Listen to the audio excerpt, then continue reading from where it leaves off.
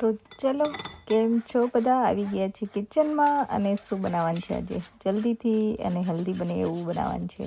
તો આજે ચણાનો લોટ હું ચાળી રહી છું, એના પરથી તમને થોડો આઈડિયા આવી જ જશે કે શું બનવાનું છે. તો આવી રીતે ચાળીને લેવાથી ચણાના લોટમાં ગાંઠો નથી પડતી જ્યારે આપણે પાલાળીએ તો હવે ચણાના લોટમાં થોડી કસૂરી મેથી નાખીશું આવી રીતે, અથવા તમારી સાથે ફ્રેશ હોય તો પણ યુઝ કરી શકો છો.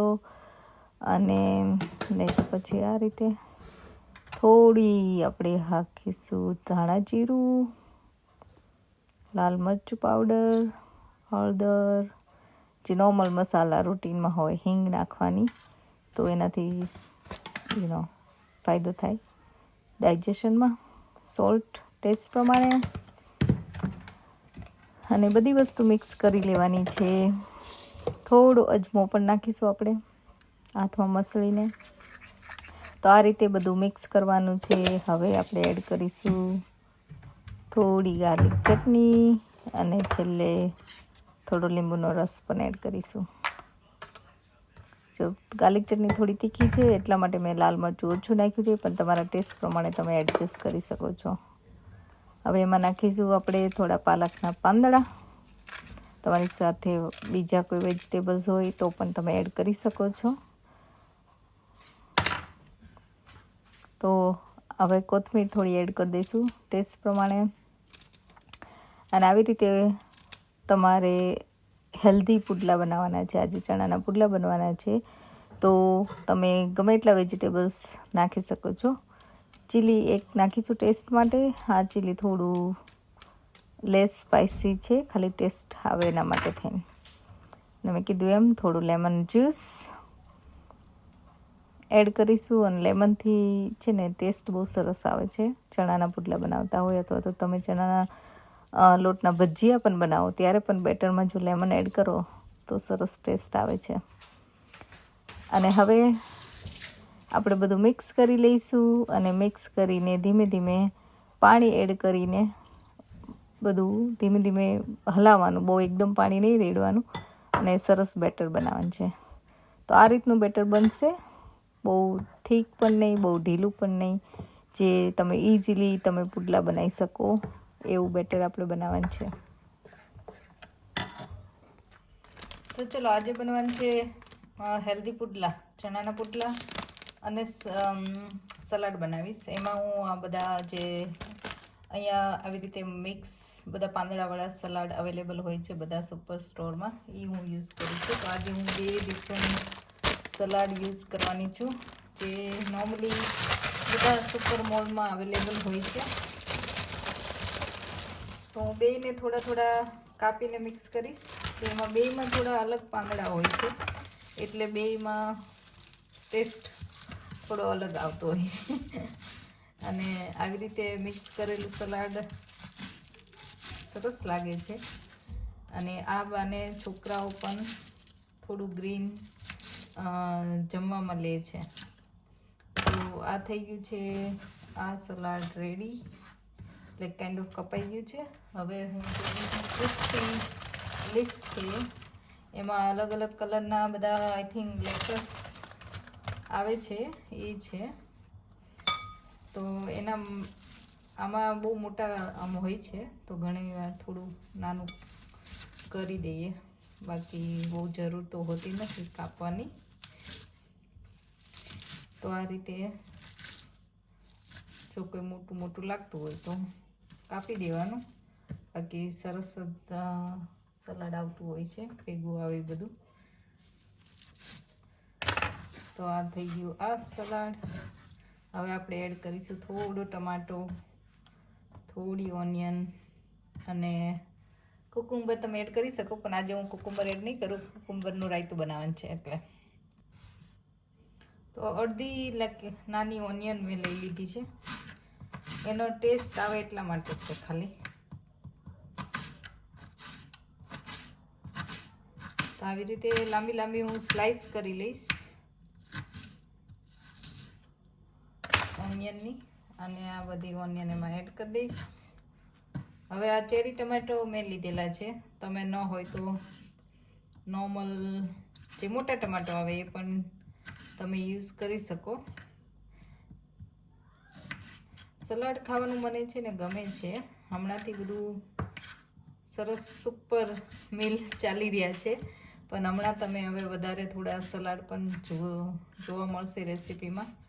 હેલ્ધી બનવું પણ જરૂરી હોય છે. ફૂડ ખાઈ લેવું, એન્જોય કરી લેવું અલગ વાત છે, પણ તમે ટાઈમ ટુ ટાઈમ મેન્ટેન કરી લેવું પડે કે હેલ્ધી પણ ખાવું જરૂરી હોય છે. એટલે હમણાં હવે થોડો ટાઈમ બધાને normal back to school, back to routine, કારણ કે વેકેશન હતું એટલે બધું રૂટીન ના હોય, રૂટીનમાં ચાલતું ના હોય, બહાર જવાનું હોય, એટલે તમે બહાર જમી લેતા હોય અથવા તો હોલિડેમાં ગયા હોય તો તમે મીલ બહાર જમી લેતા હોય, એટલા માટે તમે રૂટીન ના હોય વેકેશનમાં, બરાબર ને? તો હવે વેકેશન આમ ટ્યુઝડે વેનસડેથી ચાલુ થાય છે સ્કૂલ, તો હવે બધું રૂટીન પાછું બેક ટુ નોર્મલ થવા માંડશે. એટલે ખરેખર મજા આવશે. અને વિન્ટર પણ આવે છે, થોડી ઇમ્યુનિટી પણ બૂસ્ટ કરવી જરૂરી છે. એટલે વધારે હેલ્ધી અત્યારથી ખાવા માંડીએ તો વિન્ટરમાં થોડા ઓછા બીમાર પડીએ. તો આ કુકુંબર મેં છીણી લીધી છે અને હવે હું આમાં દહીં એડ કરીશ. હું નોર્મલી ગ્રીક સ્ટાઇલ જે આવતું હોય છે એ યુઝ કરતી હોઉં છું. ગ્રીક સ્ટાઇલ યોગર્ટ વધારે હેલ્ધી છે, વધારે પ્રોટીન હોય છે અને પાણી પણ એમાં ઓછું આવે છે. આ લો ફેટ છે, તમે જે તમારે યુઝ કરવું હોય એ કરી શકો છો.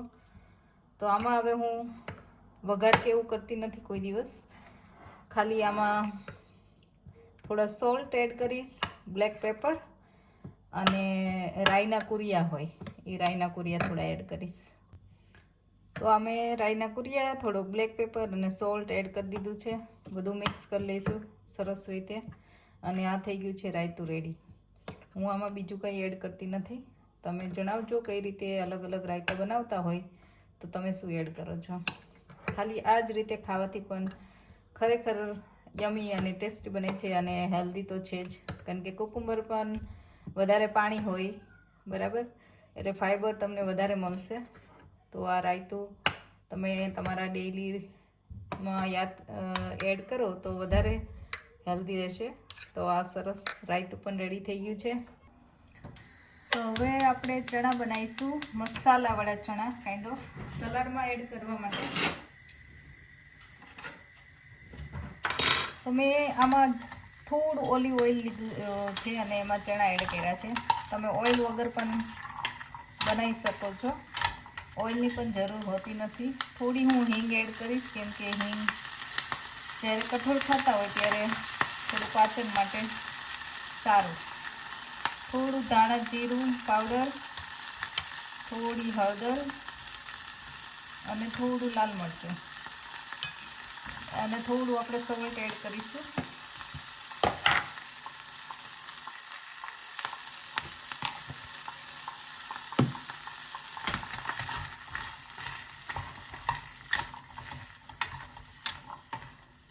તો તમે આ રીતે બનાવેલા ચણાને ગમે તે સલાડમાં અથવા તો એમ પણ ખાઈ શકો.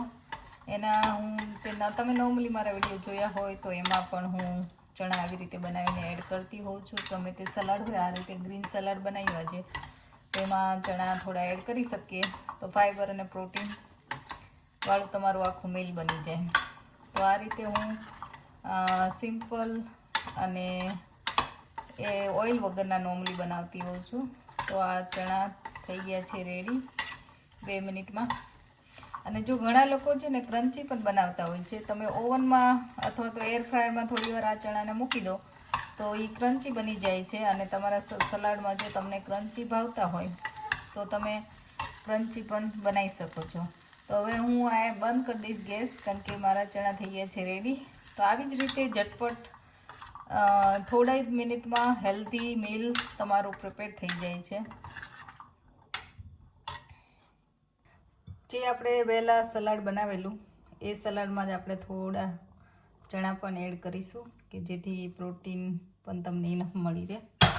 તો આ રીતે આ સલાડ થઈ ગયું છે રેડી. હવે બધું મિક્સ કરી લઈએ અને આમાં હું ઉપરથી કોઈ ડ્રેસિંગ કે કાંઈ એડ કરતી નથી, સોલ્ટ કે એવું કાંઈ. તમને લેમન ગમે તો લેમન તમે એડ કરી શકો છો, પણ આ સલાડ નોર્મલી આ રીતે જ ખાવાનું સરસ લાગે છે. તો સલાડ પણ રેડી છે, રાયતું રેડી છે, અને પુડા માટે બેટર પણ રેડી છે. તો હવે આપણે પુડલા બનાવી લઈશું. આપણે પિંચ જેટલો બેકિંગ પાવડર નાખીશું. થોડા પોચા અને સરસ ફૂલેલા બને એટલા માટે. અને એને એક્ટિવેટ કરવા થોડું લેમન નાખીએ. બધું મિક્સ કરી દઈએ એકદમ.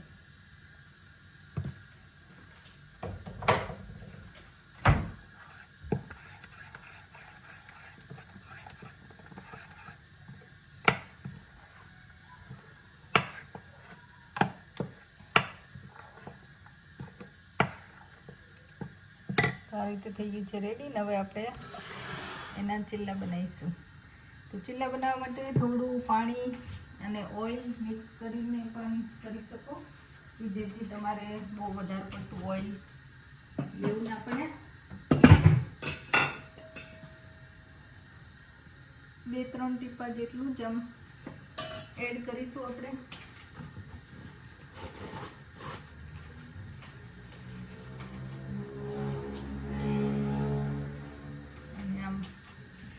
કપડું હોય એનાથી સાફ કરી દેવું.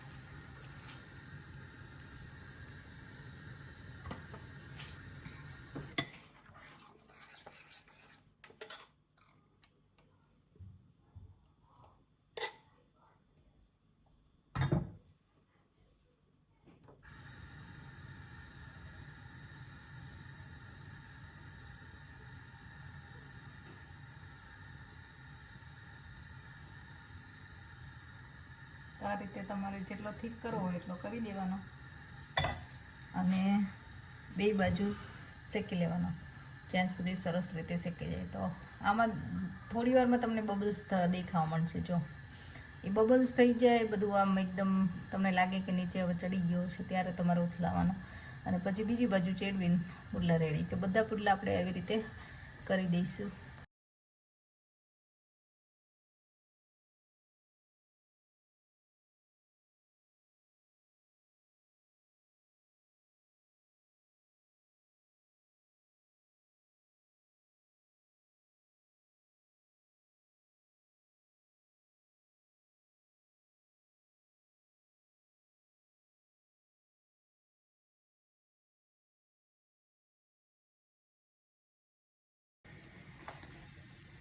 તો આ થઈ ગયું છે આજનું મીલ રેડી.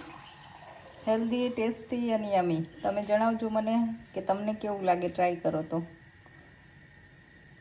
સ્નેહ આજે પુડલો અને સલાડ. પુડલો અને સલાડ. એને પુડલો અને સલાડ અલગ નહોતું ખાવું એટલે રેપ બની ગયું, હે ને? Yeah. I'm just આવી gonna eat રીતે it like એ this. હા. તમારે ઢોળતો ને આપણે તો જો પુડલો અને સલાડ. પુડલો અને સલાડ આપણે શાક થઈ ગયું અને મસ્ત રાયતું દહીંનું. કુકુંબર રાયતું બનાવ્યું છે. તો આજે પુડલો. છે હેલ્ધી, હે ને? હેલ્ધી, ચલો Still ત્યારે yummy. પ્યોર સ્ટીલ પ્રોટીન, યમી, હે ને? ચલો જમવા. તો પ્યોર પ્રોટીનની રોટલી. પ્યોર પ્રોટીન રોટલી, રાઈટ? શું કહેતા સ્નેહ તું? મને ખબર છે તે એક શાક નથી બનાવ્યું કોઈ દિવસ. કયું શાક? તે કોફતા નથી બનાવ્યો. કોફતા? કોફતા તો બનાવ્યા તા મમ્માએ. રીલ ઉપર નથી બનાવ્યો. રીલ ઉપર નથી બનાવ્યા. ઓકે, ચલો. સ્નેહની ડિમાન્ડ છે તો આપણે હવે કોફતા બનાવીશું, બરાબર? હા. તો સ્નેહને કીધું એમ એની ડિમાન્ડ છે હવે નેક્સ્ટ બનવાની છે કોફતા. તો કોફતાની રેસીપી જો તમને પણ ભાવતા હોય કોફતા, કઈ રીતે હું બનાવું છું અને કઈ રીતે આપણે ગ્રેવીવાળું શાક બનાવી શકીએ, તો નેક્સ્ટ વિડીયો અથવા તો નેક્સ્ટ વીકમાં કે વીક 2માં 2માંથી કોફતાની રેસીપી આવવાની છે. તો પ્લીઝ સબસ્ક્રાઈબ અને આવી અમેઝિંગ એન્ડ યમી રેસીપી માટે, અને like, share and subscribe with your friends as well. Thank you very much for watching.